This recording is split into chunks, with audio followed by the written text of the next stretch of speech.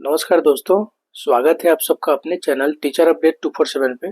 दोस्तों, इस वीडियो में मैं आप सबको 2-3 अपडेट देने जा रहा हूं, लेकिन उससे पहले आप सारे दोस्तों से रिक्वेस्ट है कि प्लीज़ आप चैनल को सब्सक्राइब ज़रूर कर लीजिए।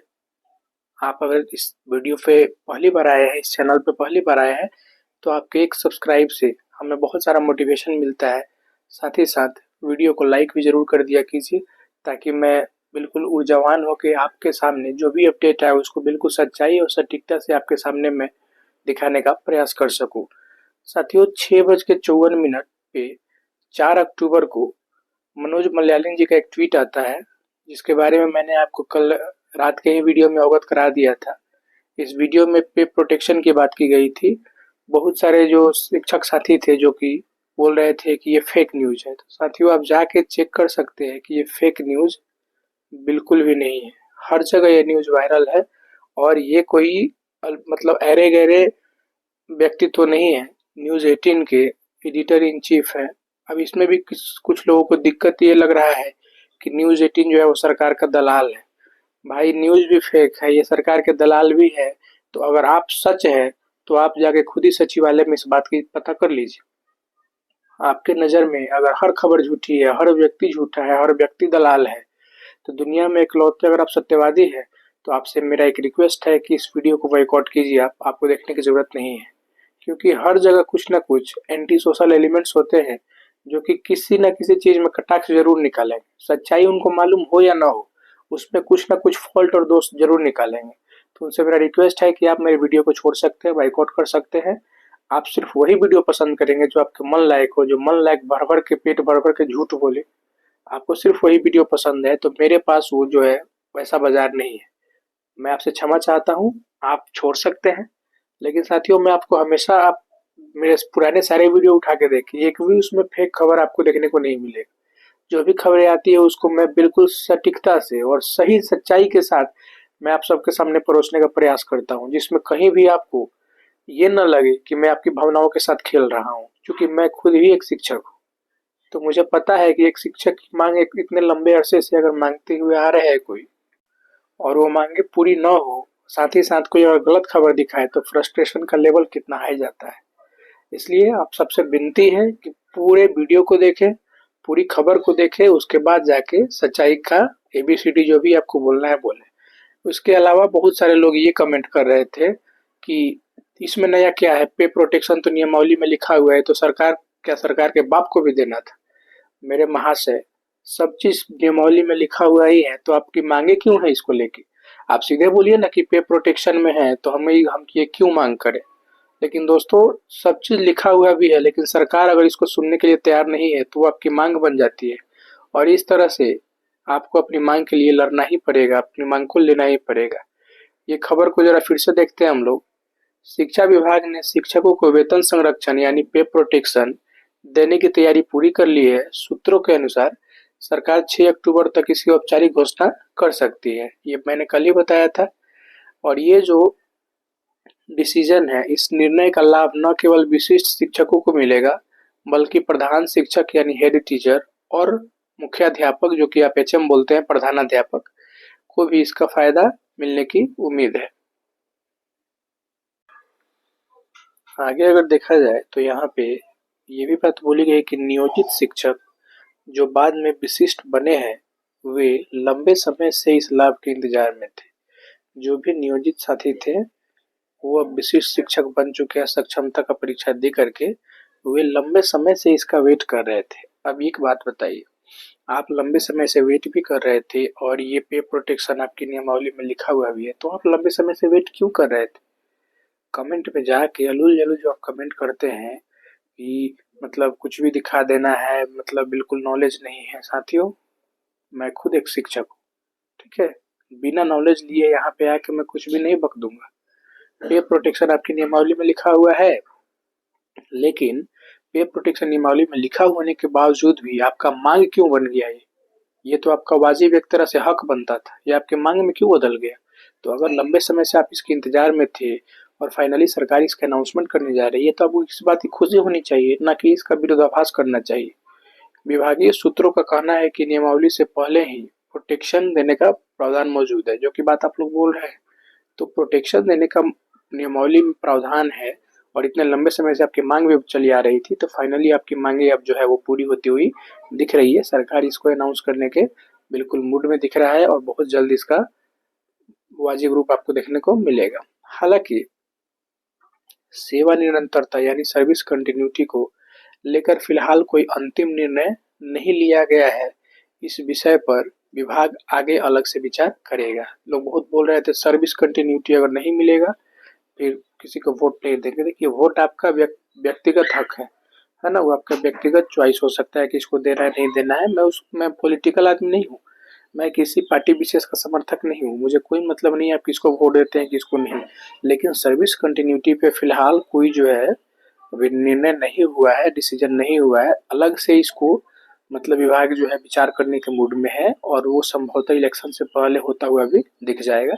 तो ये अपडेट कुछ है, आगे देखते हैं। ये मैंने आपको पहले ही बता दिया, ये कल ही का न्यूज है। आगे अगर देखा जाए तो बिहार शिक्षक मंच भी सेम यहाँ पे किया हुआ है। इसमें घोषणा क्या है, ये तो नियमावली में लिखी हुई चीज है।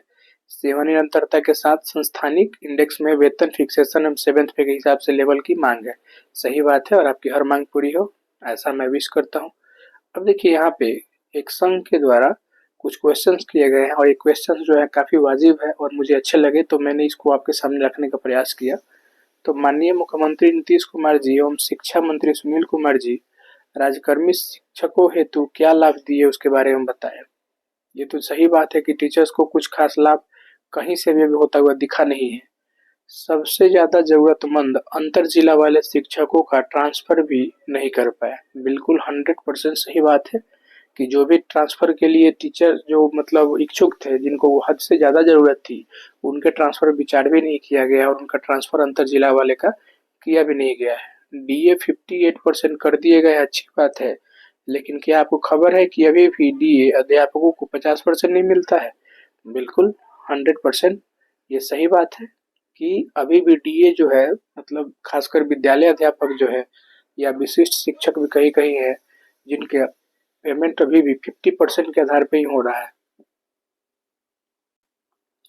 हालांकि डीए तो 2-3 दिन पहले अपडेट हुआ है, लेकिन 55% जो डीए अपडेट होके इतना दिन पहले ही हो चुका है। अभी विद्यालय अध्यापक या अधिकांश तौर पे के जो शिक्षक हैं उनको अभी भी जो डीए है वो 50% के हिसाब से ही मिलता है। इसके साथ साथ एचआरए जो है वो भी वाजिब नहीं मिलता है। क्या आपको यह खबर है कि एचआरए एक ही स्कूल में भिन्न भिन्न मिलता है।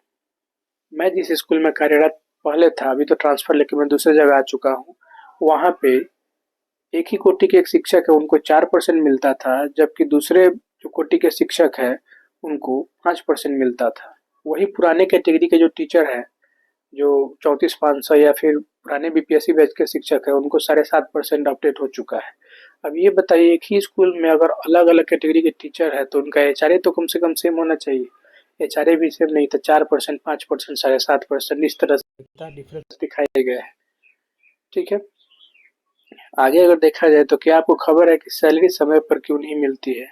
दूसरे विभाग वाले या अन्य राज्य वाले जब हमसे पूछते हैं कि तुम्हारा कौन सा ग्रेड पे है, पे लेवल का नाम क्या है, तो हम शर्मिंदा होकर होते हैं या जानते हैं आप। देखिए, ग्रेड पे की मांग तो एक लंबे अरसे से की जा रही है और उसके लिए आप सबको मालूम है कि पटना हाई कोर्ट में केस भी किया जा चुका है। 16/2/76 पब्लिक 2025, ये हम लोग का डायरी नंबर है। पटना हाई कोर्ट पे जाके इस केस का स्टेटस देख सकते हैं और इसका सुनवाई भी जो है वो 7 अक्टूबर को होने वाला है। कहने को राज्यकर्मी लेकिन सैलरी चाइनीज। एक सरकारी चपरासी का भी ग्रेड पे या पे लेवल होता है, लेकिन दुख के साथ कहना पड़ रहा है कि राष्ट्र निर्माता शिक्षक के लिए हमारे बिहार में कोई इज्जत नहीं है। तो जो भी आपकी जो मांगे हैं यहाँ देखिए, ऐसे मानसिक और शारीरिक रूप से प्रताड़ित करना, गुणवत्तापूर्ण शिक्षा की उम्मीद करना अच्छी बात नहीं है। सही बात है, मेंटली टॉर्चर कीजिएगा और सोचिएगा टीचर हर काम अपडेटेड करे, ऑन द टाइम करे और बिल्कुल गुणवत्तापूर्ण शिक्षक दे दे, तो मेंटल प्रेशर से आप उसको पहले रिलीज तो करिए, छोड़िए तो फिर जाके आप देखिए कि वो टीचर जो है वो राष्ट्र निर्माता ऐसे ही नहीं बोला जाता है। लेकिन इन सारे बातों का मैं जो समरी है उसको मैं बता दूं आप सबको, या इसका आउटकम क्या होगा वो बता दूं, या हमें करना क्या है वो समझ लीजिए। तो आप सबको मालूम है कि आज 5 अक्टूबर है। आज पटना में जो है धरना प्रदर्शन के लिए आज एक जनसैलाब उमड़ने की उम्मीद है। हालांकि रेस्ट्रिक्टेड एरिया कर दिया गया है कि धरना प्रदर्शन आंदोलन आप इस जगह से इस जगह नहीं कर सकते हैं। फिर भी टीआरई 4 के शिक्षक साथी कल से ही धरना में बैठे हैं और आज 5 अक्टूबर है। तो 5 अक्टूबर में बिहार राज्य प्राथमिक शिक्षक संघ के जो शिक्षक है या जो संघ है, वो इस 5 अक्टूबर के सभी कैटेगरी के टीचर, ऑल कैटेगरी के टीचर्स के लिए क्या किया है, तो विशाल धरना प्रदर्शन का आयोजन किया है। सभी शिक्षक साथी जो कि सभी कैटेगरी के टीचर्स हैं, सभी कोटि के शिक्षक हैं, इस धरना प्रदर्शन में आप हिस्सा लीजिए, शिरकत कीजिए और अपनी मांगों को बिल्कुल सटीकता प्रमुखता से पुरजोर तरीके से रखिए। आपका मांग आपका हक है और वो हर हाल में मिलना चाहिए, चाहे उसके लिए रास्ते जो अपनाई जाए। हाँ, रास्ते उग्र नहीं होने चाहिए, शांतिपूर्ण ढंग से ही अपनी बातों को मनवा सकते हैं। सरकार के कान में जो अभी तक सरकार कान में तेल डाल के सोई हुई है, तो सरकार को जगाने का काम आपका जनसैलाब, आपका भीड़ और आपका जो मांग वाजिब तरीके से, बिल्कुल शांतिपूर्ण तरीके से, पुरजोर तरीके से अगर हो तो वो आपके हक में होता है। तो ये कुछ इन्फॉर्मेशंस थे जो सारे शिक्षक साथियों के लिए बहुत ज़रूरी थे।